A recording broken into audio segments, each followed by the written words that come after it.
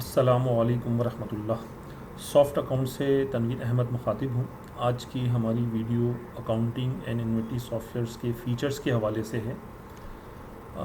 Soft accounts हम पिछले 10 सालों से accounting and inventory softwares provide कर रहे हैं और हमारे जो टारगेटेड क्लाइंट हैं वो स्मॉल एंड मीडियम एंटरप्राइजेज़ हैं, जिनके लिए हम ये कंप्लीट स्मॉल ERP प्रोवाइड कर रहे हैं। हमारे सॉफ्टवेयर में आप voucher to final accounts maintain कर सकते हैं, वो भी बहुत आसानी से। इवन के जो नॉन अकाउंटेंट हैं वो भी इस सॉफ्टवेयर्स को बआसानी इस्तेमाल कर सकते हैं।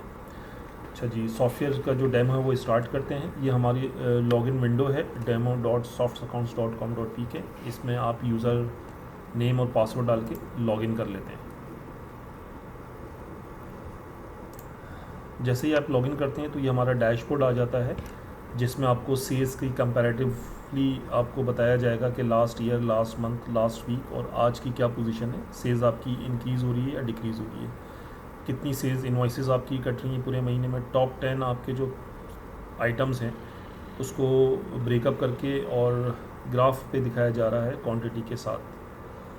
इसके बाद इसमें है कस्टमर फॉलोअप। आपको डैशबोर्ड में नज़र आएगा कि अगर आज किसी से आपका फॉलोअप है तो वो डैशबोर्ड पे नज़र आएगा।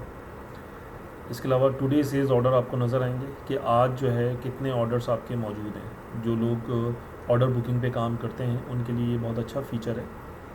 इसके अलावा जितनी अमाउंट्स आपकी ड्यू हो चुकी हुई है, कितने रिसीव हो गई पेमेंट और क्या अभी इस वक्त आपके पास ड्यू अमाउंट हो चुकी हुई, उसका ग्राफ है।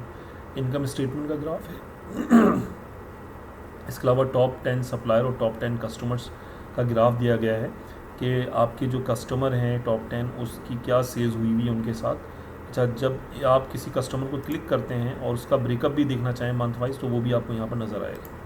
तो ये हमारे डैशबोर्ड की इन्फॉर्मेशन थी। फ्यूचर में हम इसमें कुछ फीचर्स और ऐड करेंगे जो फ्री ऑफ कॉस्ट आपको ऐड ऑन हो जाएगा इस सॉफ्टवेयर में।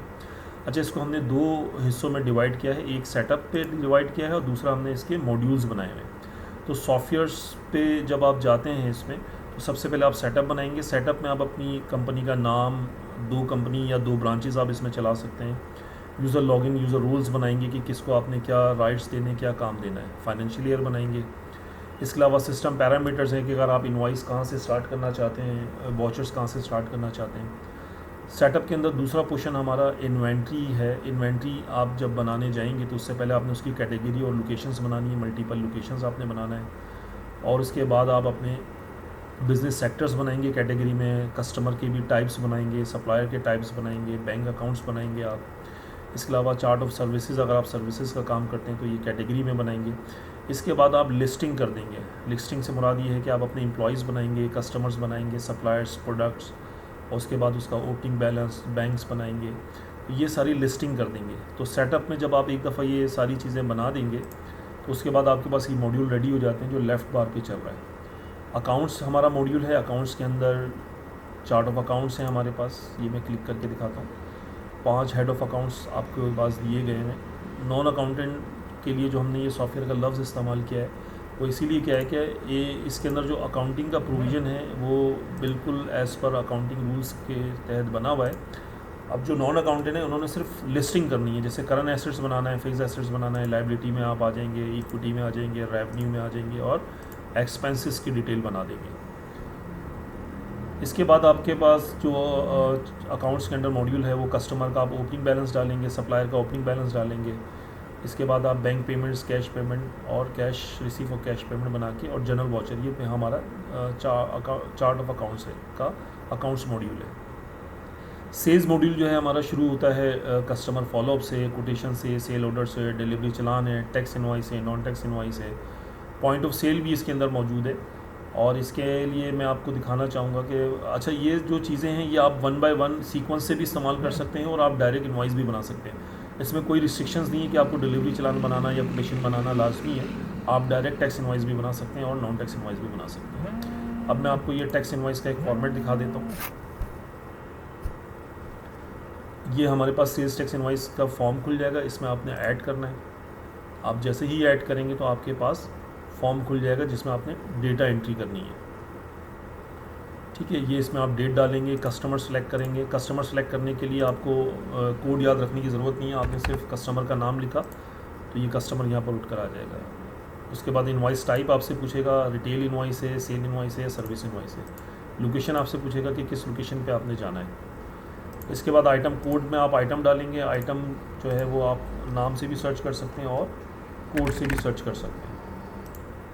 आपने क्वांटिटी सेलेक्ट कर लिया और रेट ऑटोमेटिकली डेटाबेस से उठकर आ जाएगा। अगर आप चेंज करना चाहें तो चेंज भी कर सकते हैं। और इस तरह आपकी जो टैक्सेस हैं ये भी यहाँ पे कंट्रोल हो रहे हैं।